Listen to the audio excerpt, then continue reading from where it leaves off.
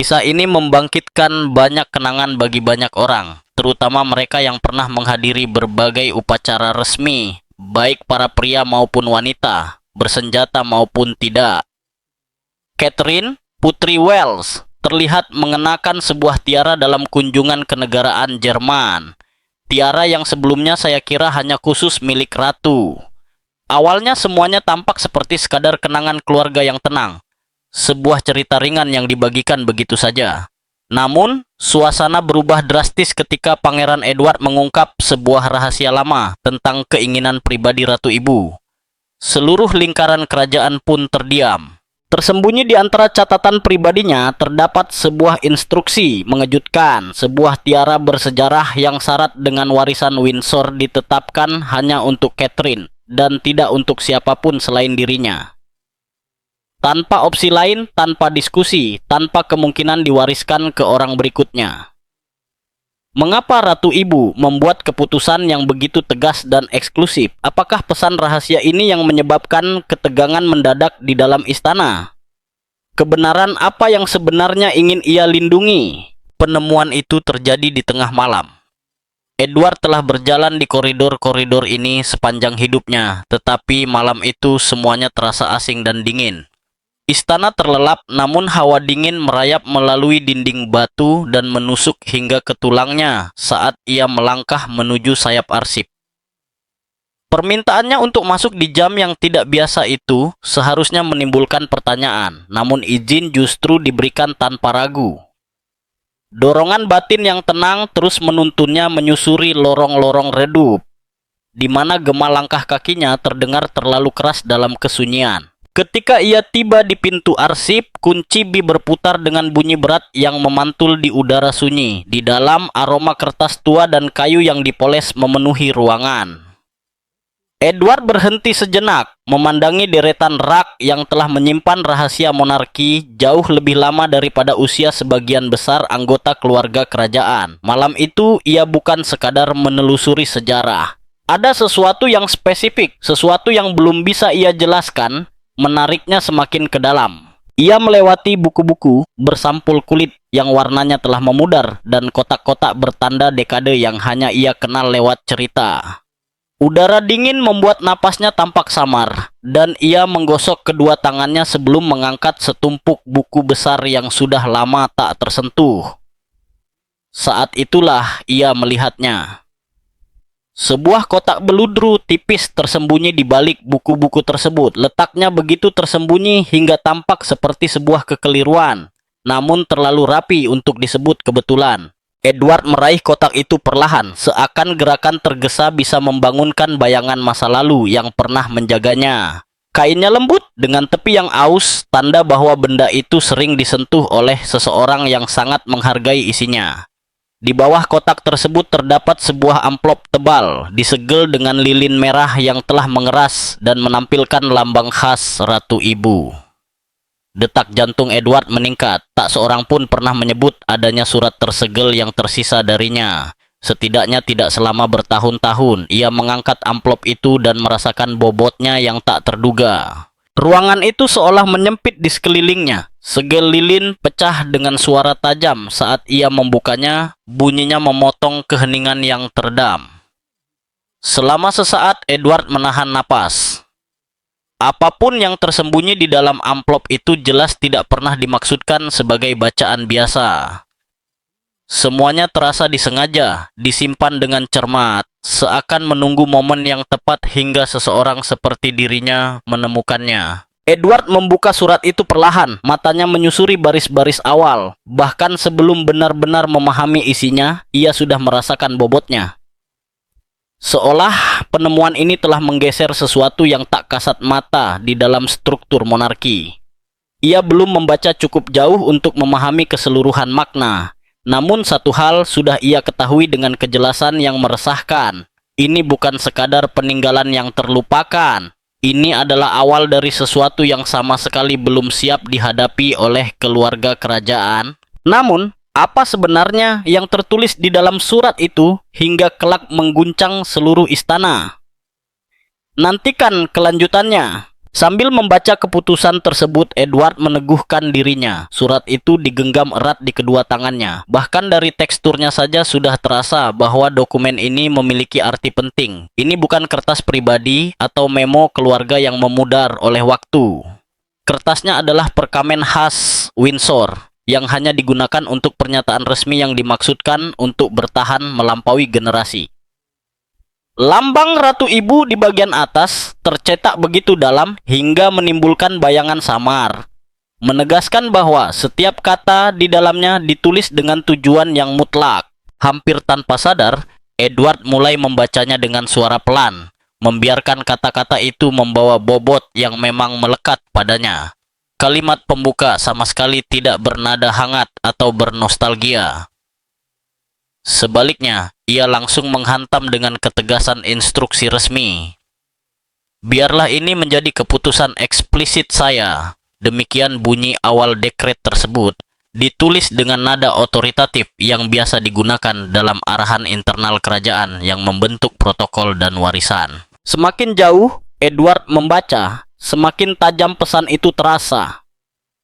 Ratu Ibu menguraikan kehendaknya terkait sejumlah pusaka pribadi, namun satu bagian langsung menyita seluruh perhatiannya. Tiara ini hanya akan diwariskan kepada Catherine, Putri Wales. Ia dan hanya ia yang ditetapkan sebagai penjaga sahnya. Kalimat itu bergetar dengan finalitas yang tak terbantahkan, tanpa syarat, tanpa alternatif, tanpa ambiguitas seremonial. Namun ada hal lain yang sama mencoloknya, sesuatu yang dengan sengaja dipilih oleh Ratu Ibu.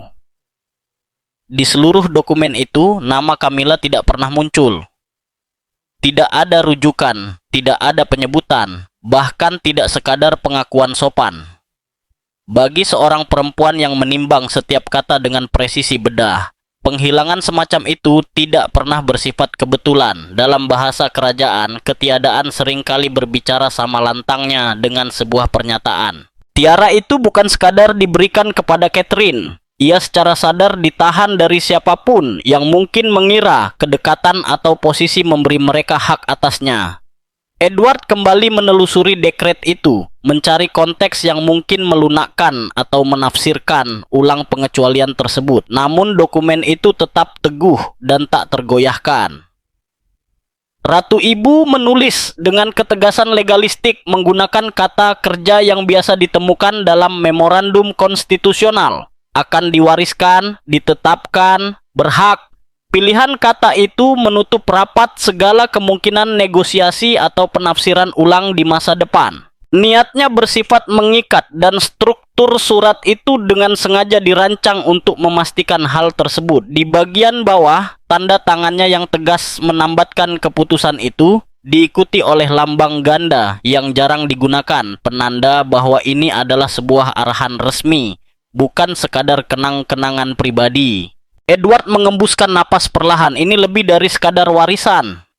Ini adalah keputusan tertutup yang membawa konsekuensi yang telah diperkirakan Ratu Ibu jauh sebelum siapapun berani membayangkannya. Ia mengangkat pandangannya dari perkamen itu, merasakan berat dari apa yang baru saja ia baca menekan pundaknya. Jika Ratu Ibu telah memilih Catherine dengan begitu jelas dan secara sengaja menyingkirkan Camilla, bagaimana reaksi istana ketika kebenaran ini keluar dari bayang-bayang arsip dan jatuh ke tangan mereka yang paling terusik olehnya? Terus ikuti kisah ini. Garis-garis telah ditarik di balik pintu tertutup saat Edward akhirnya meninggalkan ruang arsip. Fajar belum menyentuh halaman istana. Namun, kabar tentang penemuannya sudah mulai beredar di antara segelintir staf senior yang masih terjaga pada jam itu. Protokol menuntut agar dokumen tersegel seperti ini segera dilaporkan. Meski Edward berusaha menahan ekspresinya, sikapnya telah mengkhianati bahwa ini bukanlah penemuan biasa. Camilla adalah orang pertama yang merasakan perubahan itu. Ia tengah bersiap untuk sebuah agenda resmi ketika seorang ajudan mendekat dengan tenang dan memberitahunya bahwa Edward telah menemukan kembali sebuah arahan lama peninggalan mendiang Ratu Ibu.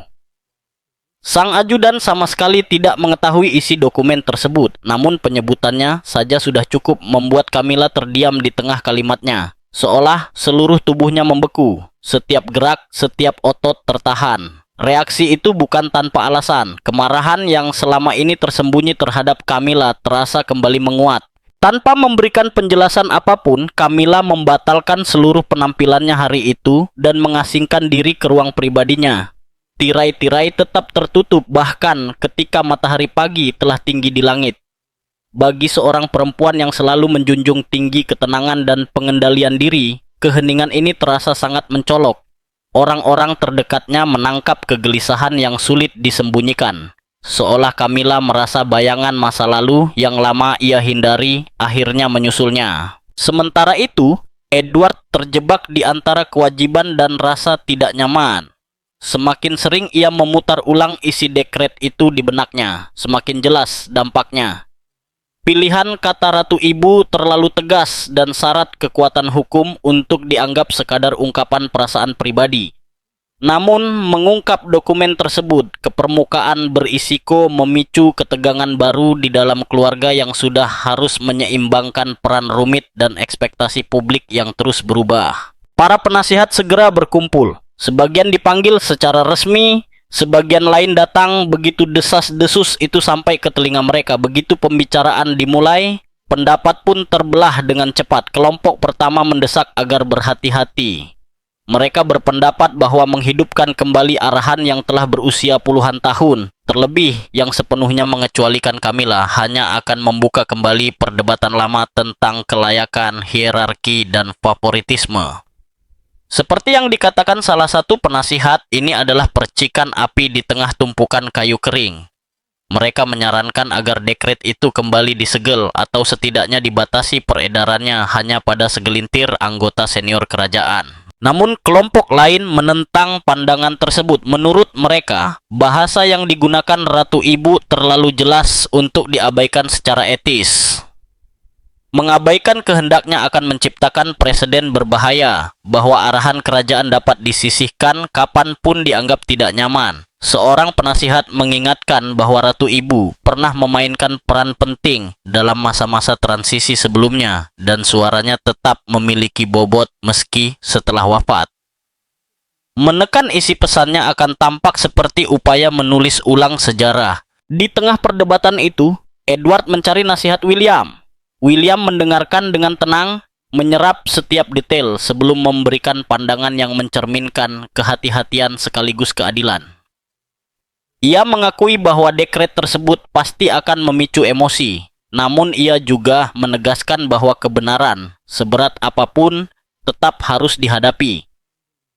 Jika Ratu Ibu meninggalkan instruksi, maka instruksi itu dimaksudkan untuk dihormati, bukan disembunyikan. Meski demikian, William mendorong Edward untuk melangkah dengan sangat hati-hati, menyadari bahwa pengungkapan ini tidak hanya menyentuh tugas publik, tetapi juga perasaan pribadi yang mendalam di dalam keluarga. Ketika diskusi berlarut hingga sore hari, satu pertanyaan menggantung di benak semua orang, meski tak seorang pun mengucapkannya. Ketika perempuan yang disebut secara langsung dalam dekret itu akhirnya mengetahui apa yang ditulis Ratu Ibu, bagaimana ia akan merespons peran yang tiba-tiba dibebankan kepadanya? Mari kita lanjutkan. Panggilan itu datang tanpa peringatan. Catherine tengah menyelesaikan korespondensi untuk sebuah inisiatif amal mendatang ketika seorang ajudan senior masuk dengan suara yang terdengar jauh lebih berhati-hati dari biasanya. Yang mulia meminta kehadiran Anda di ruang biru, katanya. Nada bicaranya saja sudah cukup memberitahu bahwa ini bukan pertemuan rutin. Ada sesuatu yang jelas telah berubah di dalam dinding istana. Saat Catherine melangkah menyusuri koridor yang sunyi, ia menangkap ketegangan yang tidak biasa di antara para staf. Tatapan singkat yang cepat dialihkan, langkah kaki yang tertahan, percakapan yang terputus mendadak. Catherine merasakan bahwa ia sedang berjalan menuju sesuatu yang telah mengguncang rumah tangga istana, bahkan sebelum dirinya benar-benar terlibat di dalamnya. Ketika Catherine dipanggil masuk, suasana langsung terasa berbeda. Saat ia melangkah ke ruang biru, hanya William dan Edward yang berada di sana. Di antara mereka, di atas sebuah meja kecil yang tersinari cahaya pagi, terletak sebuah kotak beludru dan sepucuk surat tersegel dengan lambang Ratu Ibu. Catherine berhenti sejenak. Napasnya tertahan melihat penataan yang begitu sengaja dan penuh makna. Edward mendekat lebih dulu. "Ada sesuatu yang ditemukan," katanya pelan. "Sesuatu yang disimpan untukmu." Wajahnya tampak lembut namun jelas menanggung beban, seolah ia memegang lebih dari satu kebenaran sekaligus. Ia membuka kotak beludru itu. Tiara di dalamnya berkilau tajam terkena cahaya. Sebuah perhiasan yang selama ini hanya pernah Catherine lihat dalam foto-foto dari masa lampau. Setelah itu, Edward menyerahkan amplop kepadanya. Segel lilin merah tua masih utuh hingga jari-jari Catherine dengan hati-hati melepaskannya. Surat itu terbuka dengan bunyi kertas tua yang rapuh, namun isinya sama sekali tidak kehilangan kekuatannya. Catherine membaca perlahan, menyerap setiap baris yang ditulis dengan penuh kesengajaan. Ratu Ibu menyebut namanya secara langsung, tanpa keraguan, tanpa pilihan lain. Sebagai satu-satunya penjaga sah tiara tersebut, bahasanya tegas, resmi, dan mengikat tanpa celah. Namun yang paling mengguncang Catherine bukanlah apa yang tertulis, melainkan apa yang tidak ada. Di seluruh surat itu, nama Camilla sama sekali tidak disebutkan. Bahkan sepintas pun tidak. Dan Camilla sendiri telah lebih dulu bergerak beberapa jam sebelumnya. Setelah mendengar bisikan tentang penemuan Edward, ia mengajukan permintaan resmi kepada Lord Mountbatten Windsor, Kepala Royal Collection Trust. Ia menuntut akses ke berangkas yang telah melindungi tiara itu hampir 6 dekade, dengan menegaskan posisinya sebagai permaisuri raja. Namun jawaban datang cepat dan tanpa ruang tawar-menawar. Permintaannya ditolak. Trust tersebut merujuk pada pembatasan kustodian yang sudah ada terkait arahan historis. Penolakan itu bukan hanya mempermalukannya, tetapi juga menegaskan satu hal. Apapun yang ditemukan Edward memiliki kekuatan untuk melampaui bahkan status Camilla saat ini. Catherine menyelesaikan membaca surat itu. Ekspresinya berubah dari kebingungan menjadi sesuatu yang lebih tenang, lebih dalam. Ia meletakkan satu tangannya dengan lembut di atas kotak tiara. Ia menunjukkan ini untuk masa depan, bisiknya, lebih kepada dirinya sendiri daripada kepada siapapun di ruangan itu. Bukan sekadar untuk upacara, tapi untuk makna. William melangkah mendekat. "Kau tidak harus memutuskan apapun hari ini," katanya dengan suara menenangkan. Namun Catherine menggeleng pelan. "Jika ia percaya peran ini adalah milikku, maka aku akan menjalaninya dengan penuh hormat." Penerimaannya terdengar tenang, namun di dalam dadanya masih bergetar rasa tidak pasti. Ratu Ibu telah memilihnya, tetapi pilihan itu sudah memicu perlawanan, bahkan sebelum benar-benar diumumkan. Di balik suara yang terkendali, ada satu pertanyaan yang tak bisa ia abaikan. Jika penemuan ini saja telah mengguncang hatinya, seberapa besar guncangan yang akan dialami seluruh keluarga ketika masa lalu akhirnya bertabrakan sepenuhnya dengan masa kini. Gema dari masa lalu. Dalam hari-hari setelah Catherine dengan khidmat menerima dekret Ratu Ibu, istana berubah menjadi pusat aktivitas yang senyap namun terkontrol. Tugas-tugas publik tetap berjalan, tetapi di balik pintu tertutup, pekerjaan lain sedang berlangsung, dipicu oleh rasa ingin tahu, kegelisahan, dan kebutuhan akan kejelasan. Putri Anne adalah orang pertama yang merasakan bahwa surat Ratu Ibu itu mungkin tidak berdiri sendiri. Ia sangat mengenal kebiasaan ibunya. Tidak ada keputusan yang diambil secara impulsif, dan bahkan pilihan paling pribadi pun sering berakar jauh di dalam sejarah keluarga. Bertekad memahami gambaran utuh, Anne meminta akses ke koleksi arsip yang jarang sekali disentuh, kotak-kotak korespondensi yang dipertukarkan antara perempuan kerajaan selama puluhan tahun. Ini bukanlah dokumen negara besar yang biasa diteliti sejarawan, melainkan tulisan-tulisan intim dan bernuansa yang membuka sisi batin monarki. Bersama arsiparis kerajaan, Anne menyisir map-map yang hanya diberi tanda inisial. Setiap amplop menyimpan potongan dari jalinan kisah yang jauh lebih besar. Di salah satu kotak tua itulah, ia menemukan serangkaian surat dari Putri Margaret. Tulisan tangannya langsung dikenali, tegas, ekspresif, penuh karakter, bahkan di atas kertas yang sudah rapuh oleh usia. Awalnya, surat-surat itu tampak biasa saja, berisi pengamatan tentang peristiwa keluarga, perubahan dinamika istana, dan arus emosi yang sering dihilangkan dari catatan resmi. Namun kemudian, tersebar di berbagai entry dan baris-baris tertentu bertahun-tahun kemudian, Anne menemukan pola yang berulang. Margaret pernah menulis tentang seorang wanita masa depan, seseorang yang digambarkan memiliki keteguhan yang tenang, empati yang alami, dan kemampuan untuk menjembatani tradisi dengan kesadaran modern. Ia mencatat bahwa suatu saat monarki akan membutuhkan sosok yang mampu menegakkan keluarga di tengah perubahan, seseorang yang secara alami menonjolkan kecerdasan emosional yang sering tertutupi oleh upacara. Dalam sebuah surat, Margaret menulis kepada Ibu Ratu, ketika saatnya tiba, bukan hanya garis keturunan yang akan menegakkan mahkota, melainkan wanita yang membawa keanggunan tanpa harus mencari sorotan. Balasan dari Ibu Ratu yang tersimpan dalam paket yang sama menggemakan pemikiran ini. Kita harus bersiap untuk sosok yang memahami hati dari tugas kita lebih dalam daripada bentuknya. Yang membuat Anne tercengang bukanlah fakta bahwa diskusi itu pernah terjadi, tetapi betapa tepatnya deskripsi itu dengan Catherine. Surat-surat itu dibuat sebelum kelahirannya. Namun sifat-sifat yang digambarkan, kendali diri, ketahanan, keaslian ternyata sangat sesuai, seolah-olah Ratu Ibu dan Margaret telah meramalkan sosok seperti dia jauh sebelum ia muncul di hadapan publik. Anne menaruh surat-surat itu di hadapan William dan Edward, meletakkannya dengan rapi di atas meja yang mengilap di ruang belajar pribadi.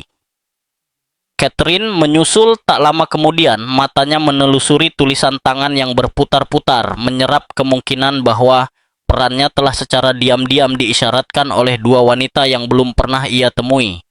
Kesadaran itu memunculkan emosi yang berbeda, bukan sekadar terkejut, melainkan rasa kesinambungan yang mendalam. Tulisan-tulisan itu sepenuhnya mengubah makna dekret Ibu Ratu. Keputusan itu bukanlah preferensi sentimental atau intuisi sesaat. Itu merupakan bagian dari visi yang dipertimbangkan matang, didukung oleh diskusi, refleksi, dan pemahaman pribadi tentang apa yang suatu saat akan dibutuhkan monarki. Catherine menyapu jarinya di sepanjang satu baris yang ditulis Margaret dengan tinta yang mulai memudar. Mahkota paling aman berada di tangan mereka yang mendengar sebelum memimpin. Kini, ia mengerti bahwa tiara hanyalah simbol. Tanggung jawab di bawahnya adalah warisan yang sesungguhnya.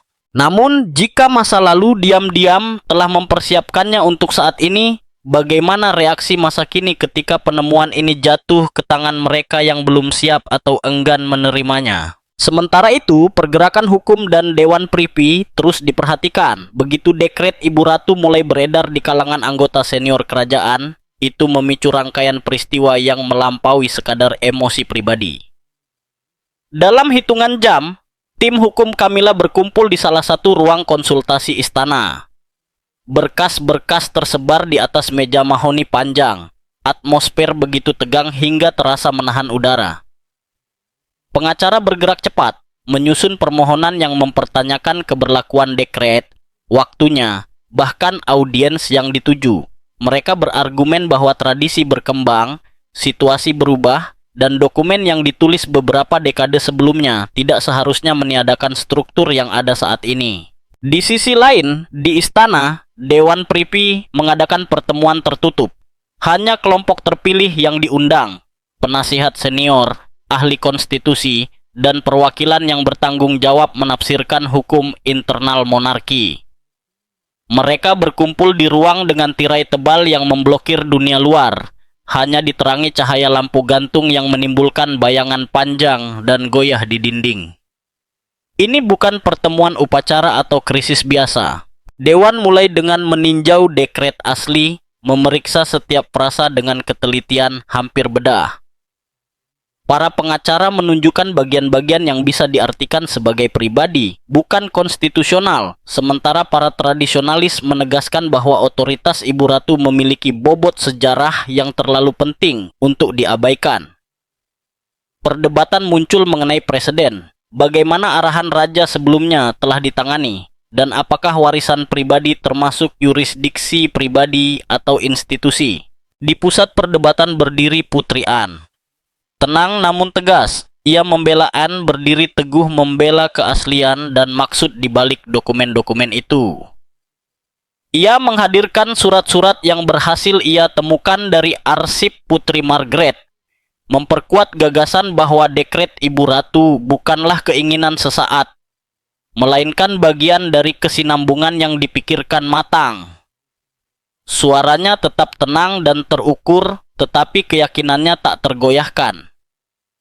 Ia mengingatkan Dewan bahwa niat kerajaan, terutama ketika diungkapkan secara langsung dan disimpan dengan sengaja, membawa tanggung jawab moral, meskipun kadang menimbulkan ketidaknyamanan. Meski begitu, perlawanan tetap ada. Beberapa anggota Dewan khawatir pengakuan publik atas dekret tersebut akan ditafsirkan sebagai tindakan yang melemahkan posisi Camilla atau menggoyahkan hierarki yang telah dibangun selama beberapa tahun terakhir. Sementara yang lain merasa menahan dekret itu justru akan menimbulkan tuduhan manipulasi, rahasia, atau interpretasi sejarah kerajaan yang selektif. Diskusi berayun antara hukum dan persepsi publik, kesetiaan dan kebenaran. Sementara debat berlangsung, penasihat hukum istana berusaha menemukan celah sejarah yang mungkin bisa mendukung atau membatalkan dekret tersebut. Mereka meneliti wasiat, piagam, dan preseden warisan yang telah ada selama beberapa generasi. Beberapa temuan memperkuat arahan Ibu Ratu, sementara yang lain justru menambah kompleksitas. Setiap detail baru menimbulkan lebih banyak pertanyaan, dan setiap pertanyaan menambahkan lapisan kehati-hatian yang baru. Selama semua itu, William mengamati proses dengan tenang namun penuh perhatian. Ia memahami implikasinya lebih baik daripada kebanyakan orang. Keputusan apapun akan membentuk kembali dinamika keluarga dan persepsi publik.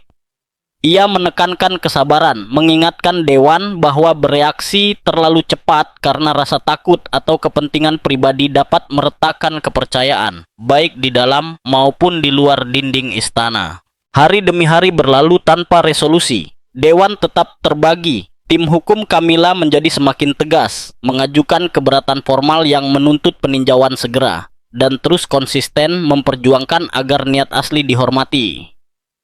Ketegangan di lorong-lorong istana nyaris terasa, seolah-olah dinding itu sendiri menahan napas. Namun seiring meningkatnya tekanan dan jadwal kegiatan publik yang mendesak, muncul pertanyaan yang menekan di antara mereka yang paling dekat dengan isu ini. Ketika dunia luar akhirnya merasakan gangguan diam-diam yang sedang berkembang di dalam istana, apa yang akan terjadi ketika bisikan tentang dekret itu akhirnya terdengar oleh publik? Ketika dokumen pribadi menjadi konsumsi publik, kemegahan dan ketegangan halus yang selama ini dijaga rapat di dalam dinding istana tidak bisa tetap terkendali selamanya. Meskipun segala upaya telah dilakukan untuk mengelola situasi secara rahasia. Bocoran kecil dari seseorang yang dekat dengan Dewan Privy memicu api yang tak bisa lagi dikendalikan institusi. Seorang jurnalis ternama yang dikenal lihai merasakan gelombang diam di lingkaran kerajaan, menerbitkan laporan singkat namun sensasional, mengisyaratkan ditemukannya kembali arahan yang ditulis almarhum Ibu Ratu. Dalam hitungan menit, media besar menyebarkan berita itu dan perhatian dunia tertuju tajam pada monarki. Media sosial pun meledak. Thread-thread membanjiri ribuan komentar. Ada yang memuji kemungkinan Catherine dipilih oleh seorang matriark yang dihormati, sementara yang lain menuduh istana menyembunyikan informasi penting terlalu lama. Hashtag menjadi trending di berbagai negara dan jajak pendapat muncul dalam semalam. Semua mencerminkan publik yang ingin mengambil sikap sebelum mendengar kebenaran secara utuh. Acara talk show pagi segera mengumpulkan panel dengan energi mendesak. Para komentator kerajaan memperdebatkan preseden sejarah, analis hukum mempertanyakan keberlakuan dekret lama, dan sejarawan mode membahas nilai simbolis tiara itu sendiri. Pengawasan begitu intens. Setiap foto arsip Catherine ditinjau ulang, perilakunya dipelajari untuk mencari petunjuk. Setiap ketidakhadiran terbaru Camilla menjadi bahan spekulasi. Narasi itu telah berkembang dari rumor menjadi percakapan nasional. Dari spekulasi di tengah kegaduhan itu, kalender perlahan mendekati tanggal gala persemakmuran, sebuah acara yang biasanya dikenal karena keanggunan dan nilai diplomatiknya. Namun tahun ini, panggung itu siap menjadi arena di mana tradisi berabad-abad dan kontroversi yang baru muncul akan bertabrakan. Ketika Catherine melangkah keluar dari mobil kerajaan dan menaiki tangga megah, suasana langsung berubah. Tiara yang berkilau di bawah lengkungan lampu itu menempel di kepalanya dengan aura yang tak terbantahkan. Percakapan berhenti sejenak. Kamera memancarkan kilatan yang seakan menegaskan pentingnya momen itu. Catherine tidak terlihat menantang. Sebaliknya, ekspresinya memancarkan kehangatan yang familiar, disertai ketenangan yang semakin memperkuat dampak kehadirannya. Keanggunannya sangat kontras dengan absennya Camilla, sementara Catherine bercampur dengan para diplomat dan pemimpin persemakmuran dengan lancar. Keheningan Camilla meninggalkan gema ketidakpastian. Beberapa komentator di udara menunjukkan empati, sementara yang lain menyarankan bahwa ketidakhadiran itu justru memperkuat keputusan asli Ibu Ratu. Opini publik terus berkembang sepanjang malam. Pendukung memuji Catherine karena menghadapi momen sulit dengan martabat. Kritikus berargumen bahwa mengenakan tiara begitu cepat justru menambah spekulasi. Namun, apapun pandangan mereka, satu kebenaran menutupi seluruh acara. Penemuan pribadi telah berubah menjadi momen publik yang menentukan. Saat malam berlanjut dan percakapan mengalir di bawah lampu gantung yang berkilau, sebuah pertanyaan mulai menguat dengan perlahan. Jika kemunculan sebuah tiara tunggal bisa mengubah sentimen publik sedemikian besar, apa yang akan terjadi ketika monarki akhirnya mengungkap setiap kata dari dekret Ibu Ratu? Tetap ikuti terus. Tiara itu bukan sekadar perhiasan, tetapi sebuah perjanjian. Beberapa hari setelah gala, sementara publik terus memperdebatkan simbolisme dan suksesi, sebuah penemuan yang lebih tenang terjadi di salah satu arsip terbatas istana.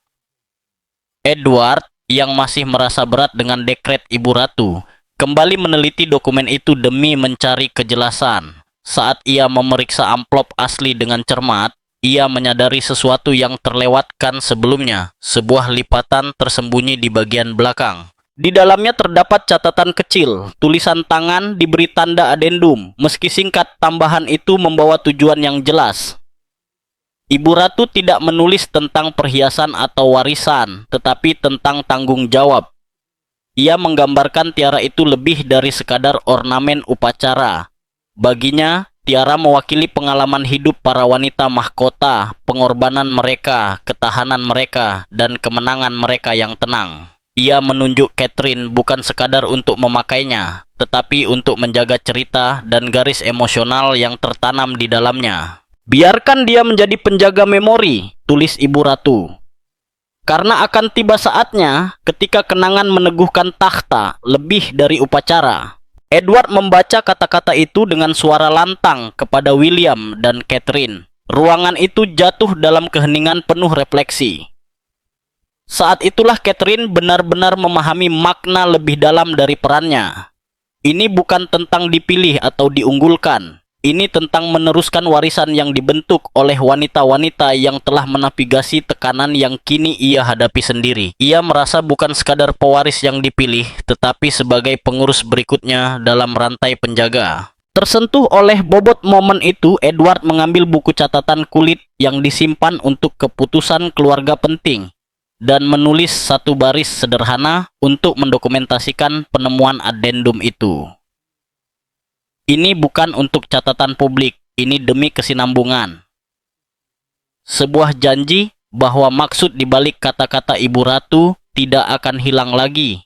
Di kemudian hari, dalam pertemuan keluarga pribadi, William meletakkan tangannya di atas tangan Catherine dan dengan tenang menegaskan tanggung jawab mereka bersama. Anne, setia dan teguh, memberi dukungan dengan anggukan yang membawa pemahaman puluhan tahun. Tiara itu, yang sebelumnya hanya relik berkilau, kini terasa seperti jembatan antar generasi. Namun, ketika Catherine menutup adendum itu dan merasakan bobot pesannya, satu pertanyaan tetap menggantung. Jika perjanjian ini tersembunyi begitu lama, kebenaran lain apa tentang masa lalu mahkota yang masih menunggu untuk membentuk masa depannya?